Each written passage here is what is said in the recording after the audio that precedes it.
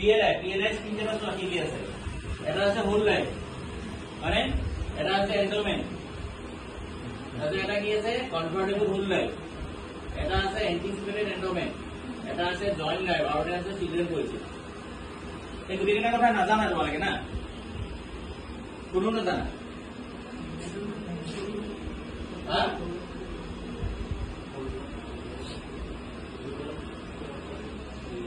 যুগল সুরক্ষা তো জানে নাকি তোমরা কোয়া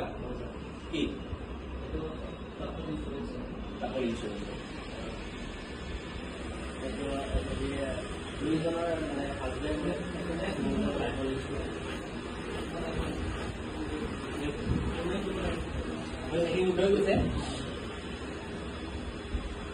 এতিয়া হোল লাইফটো সবে জানা নে হোল লাইফটো সবে জানা কি হয় কোৱা নাজানা কোন আছে হোল লাইফ কোন হোল লাইফটো কোৱা কি হয় কোৱা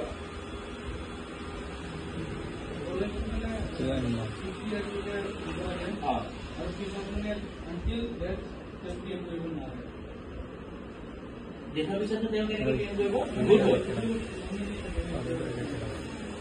নহয় হৈছে কিন্তু তেনেকুৱা নহয় হোল লাইফ মানে তেনেকুৱা ধৰণৰ কৈ আছে হা ইয়াতো নাম আছে হোল লাইফ এতিয়া হোল লাইফৰ আগতে কেনেকুৱা আছিলে জানা মানুহজনে প্ৰিমিয়াম মেক্সিমাম আমি যে প্ৰিমিয়াম যে এতিয়া যে তোমালোকে এন্ডোমেন্ট পলিচি খোলা এন্ডোমেন্ট পলিচি লগত বুজালে বুজি পাবা এন্ডোমেন্ট পলিচি যে খোলা মানে আমি বোনাসটো কেনেকৈ হিসাব কৰো পাৰ্সেন্টেজ হিসাবে হিসাব কৰো নে PLI বনা এন্ডোমেন্ট পলিচি বোনাস কিমান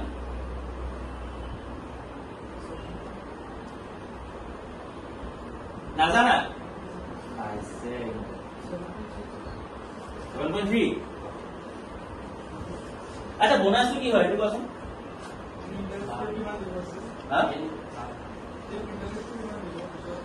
আচ্ছা এটা ইন্টাৰেস্টটো আমি কিমান দিম পিছত এতিয়া ধৰা এজন মানুহে 5 লাখ টকা পলিচি এটা খুলিলে তেওঁ মেচুৰ হলে 5 লাখ টকাই পাব নে কি পাব বোনাসটো পাব তো আমি এতিয়া বোনাস কওঁ নে ইন্টারেস্ট কওঁ বোনাস কওঁ তো বোনাস আৰু ইন্টাৰেস্টৰ মাজত কি ডিফাৰেন্স আছে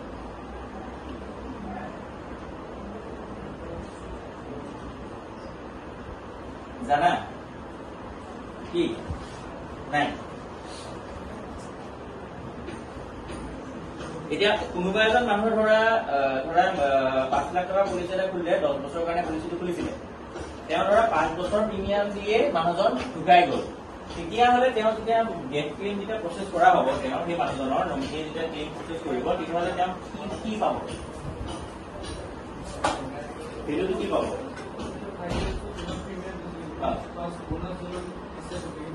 আৰু 5 বছৰ তেওঁ যিমান প্ৰিমিয়াম দিলে সেইটো পাব তাৰপিছত আৰু বোনাস যিমান জমা হ'ল সেইটো পাব মানে চব এগ্ৰী নে হয়নে নহয় কি কোৱাটো শুদ্ধ হৈছে নে নাই কি হ'ল গাঁৱৰ মানুহ যে শুদ্ধ হৈছে যদি হৈছে নাই হৈছে নে কোৱা কি কৈছে মই সুধিছো যে 5 লাখ টকাৰ এটা পলিচি মানুহ এজনে খুলিলে মানুহজনে 10 বছৰৰ কাৰণে খুলিছিলে 5 বছৰৰ পিছত মানুহজন মৰি গ'ল নমিনীয়ে যেতিয়া ক্লেইম কৰিব তেতিয়াহ'লে কি পাব কি কৈছে যে প্ৰিমিয়ামটো পাব আৰু বোনাসটো পাব হয়নে শুদ্ধ নহয় কি হ'ব কোৱা আচ্ছা বোনাসটো নাপায় খাব বোনাসটো পাবনে বোনাসটো ক'ত গ'ল আমি যে বোনাস দিওঁ কৈছে যদি সামিচৰ জমা প্ৰিমিয়ামটোহে পায় বোনাসটো কি হ'ল আমি কি দিওঁ বুলি কওঁ সামিচৰ প্লাস বোনাস মেচুৰিটি হলে বোনাসে দিওঁ হয় মৰি গ'লে আমি প্ৰিমিয়ামখিনি দি দিম বোনাসটো কি কৰিম বোনাসটো নিদিওঁ 50% দিম আৰু বাকী প্ৰিমিয়ামখিনি দি দিম নহয় গোটেইখিনি দিব লাগিব গোটেইখিনি দি দিম দিবলৈ গ'লে আৰু ন এতিয়া তোমালোকৰ মতে মই কৈ আছো সামাৰাইজ যদি কৰো তোমালোকৰ মতে মানে মানুহ এজনে 5 লাখ টকা পলিচি এটা খুলিলে ঠিক আছে 5 লাখ টকা পলিচিটো খুলি তেওঁ মাহে মাহে ধৰা 5000 টকাকে প্ৰিমিয়াম দি গ'ল 5 বছৰৰ পিছত তেওঁ মৰি গ'ল ঠিক আছে তো তেওঁ আমি 5 লাখ টকাটো দিলো আৰু 5 বছৰ যে 5000 টকাকে যে যিমান টকা জমা দিলে সেইখিনিও তেওঁ ঘূৰাই দিলো ঠিক আছে তাৰপিছত আকৌ বোনাসটো দিলো ডিপাৰ্টমেণ্টৰ কি থাকিলে ঘণ্টা ডিপাৰ্টমেণ্টৰ কি থাকিলে ঘণ্টা একো নাই শুদ্ধ হৈছে কিবা এটা ভুল হৈ আছে তাত কিবা এটা ভুল হৈ আছে কি ভুল হৈ আছে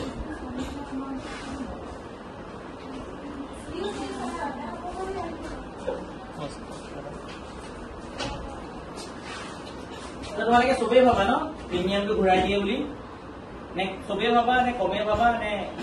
কিমানে ভাবা প্ৰিমিয়ামটো ঘূৰাই দিয়া যায় বুলি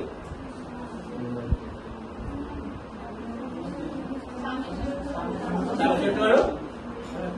আৰু একো নিদিব আৰু একো নিদিলে আহি অফিচ জনাই দিবহি তাৰপিছতো দি থৈ দিলে ইও নাথাকে আৰু পিছদিনাখন হয় বুজিছা ঠিক আছে কোনে বুজাম সদায় বস্তুটো মনত ৰাখিবা যেতিয়া তোমাৰ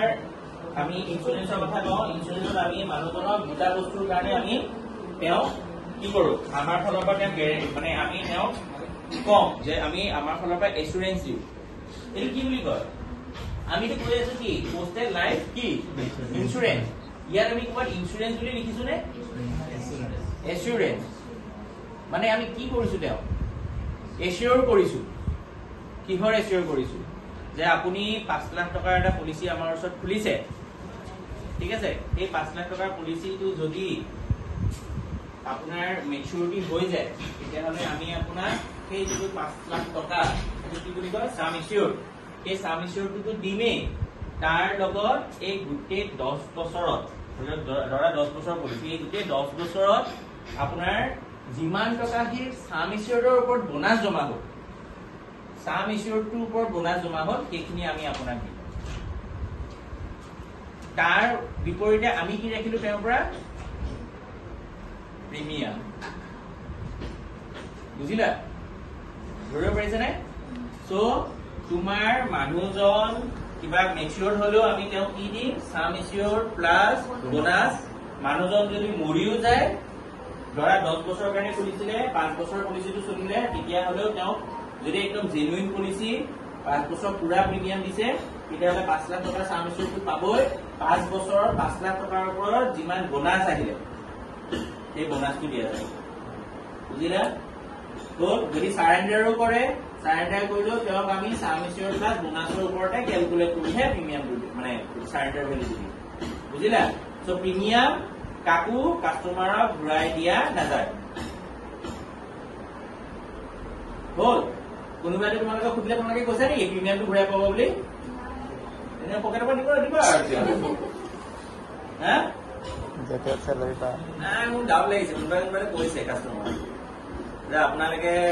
প্ৰিমিয়ামটো ঘূৰাই পাই যাব হা আমাৰ প্ৰিমিয়াম ঘূৰাই নিদিলে দিগদাৰ আছে এটা দুটা প্ৰিমিয়াম দি ঢুকাই যদি পাছত ন কৈ আছো বাৰু ৰবা এতিয়া প্ৰথমতে আহক প্ৰিমিয়ামটো এই প্ৰিমিয়ামটো যে আমি লওঁ আমি প্ৰিমিয়ামটো কিয় কাষ্টমাৰ ঘূৰাই নিদিওঁ কিয় ঘূৰাই নিদিওঁ জানানে এই পইচাটো যে লৈছো সেই পইচাটোতে মানুহজনৰ 5 লাখ টকাৰ সাম ইচিয়ৰটো কেলকুলেশ্যন সোমাই আছে তেওঁক যে আমি বোনাছটো দিম মাল্টিপুল বাই 5 তো বোনাছৰ ক্ষেত্ৰতো হ'ব সাম ইচিয়ৰৰ ক্ষেত্ৰতো এইটো হৈছে কেলকুলেশ্যন ধৰিব পাৰিছা নাই বুজা বুজিছা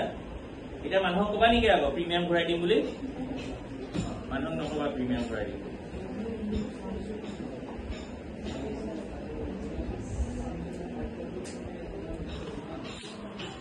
কোৱা মোক সোধা কি কোনটো আচ্ছা ডেথ ক্লেমত ডেথ ক্লেমতো মেচুৰিটি ক্লেমটো যেনেকুৱা ডেথ ক্লেমটো তেনেকুৱা তোমাৰ মেচুৰিটি ক্লেমত কি হয় যে একদম মেচুৰিটি টাইমত তুমি পইচাটো ঘূৰাই দিলা সাম ইচিয়ৰ প্লাছ বোনাছ ডেথ ক্লেমত কি হ'ব ডেথ ক্লেমত হৈছে যে মানুহজনৰ যদি 5 বছৰেই চলিছে তেতিয়াহ'লে 5 বছৰ তেওঁ যিমান টকা জমা হ'ল সিমান টকা তুমি ঘূৰাব লাগিব 1 লাখ টকাৰ পলিচি তুমি 1 লাখ মানুহজন ধৰা 5 বছৰ পলিচি চলালে একদম প্ৰিমিয়াম আপ টু ডেট তেওঁ লাষ্ট মান্থত তেওঁ ঢুকাইছে তাৰ আগৰ মান্থলৈকে প্ৰিমিয়াম জমা হৈছে বা লাষ্ট মান্থলৈকে প্ৰিমিয়াম জমা হৈ আছে ঠিক আছে সো একদম পলিচি পুৰা